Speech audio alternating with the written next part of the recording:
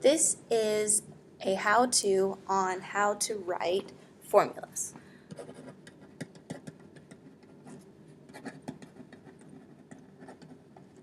All right, the first type we're going to look at is molecular formulas.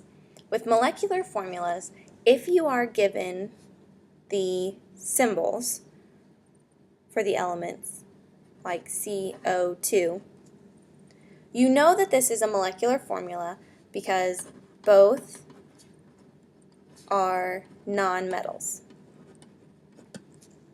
You name them by using the prefixes.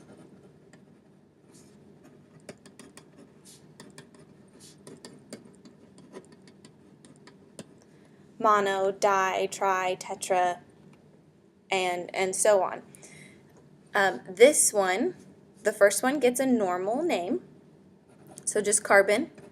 If it's by itself, it's not going to get mono in front of it. So even though this is carbon 1, we should use monocarbon, but the first word of the name doesn't usually use mono. It wouldn't be wrong if you wrote monocarbon, but just general practice is that we wouldn't use mono. The 2 applies to the oxygen, so we're going to say di for 2 and then oxide. So it is going to end in the IDE ending. That would be the same if we were using nitrogen. We would say dinitride. So another example would be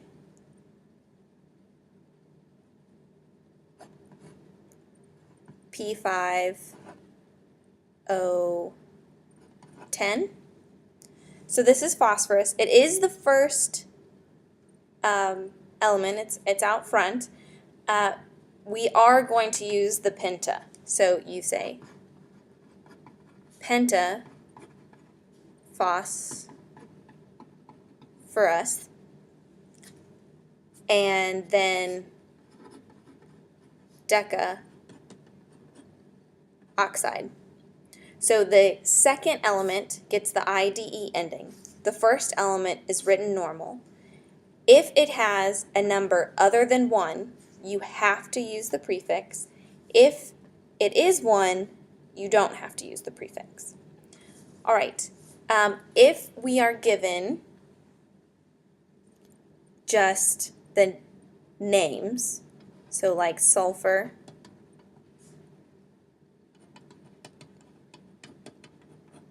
trioxide, you're just going to write what you see. Sulfur is S, trioxide means we're going to have an O, tri means 3, plain and simple. This is writing molecular formulas. The other type of formulas that we have are ionic formulas. These are a tad bit trickier. If you're going from formulas to names, it's pretty simple. So an example would be NaCl,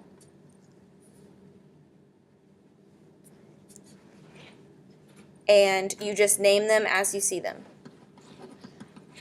Sodium chloride, the ending gets an IDE.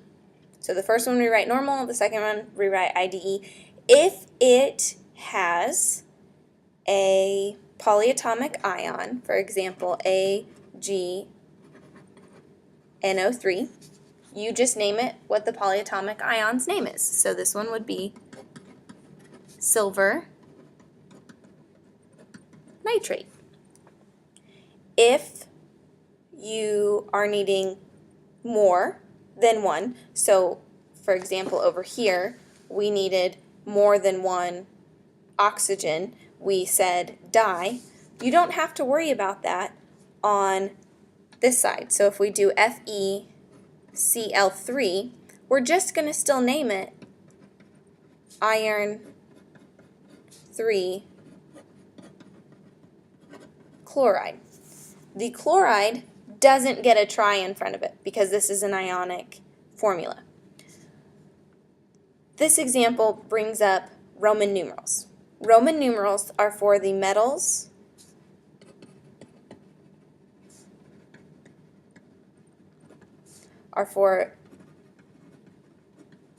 that can have more than one charge. Some common ones: iron, copper, cobalt, lead. Those are some ones that we use fairly frequently in class and in our examples.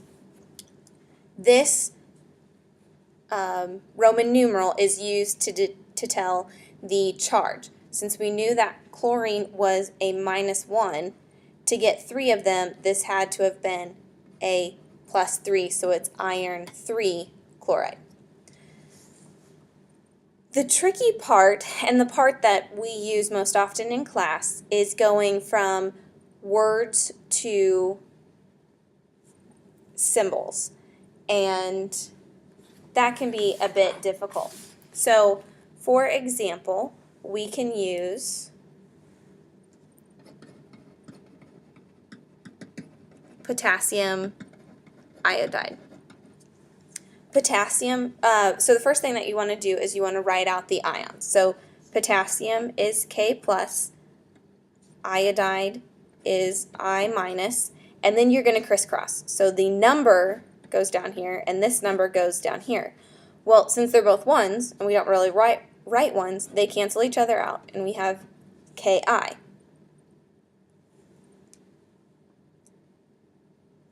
If you had lead to nitrate, first write the ions. So we have lead, and this 2 means that it has a +2 charge. Nitrate, NO3, it has a minus charge. Do your crisscrosses. Pb, NO3, 2. Now this 2 means that we need 2 sets of NO3. But right now how it's written, it kind of looks like we have 32 oxygens, which is not the case. So we need to put parentheses around it.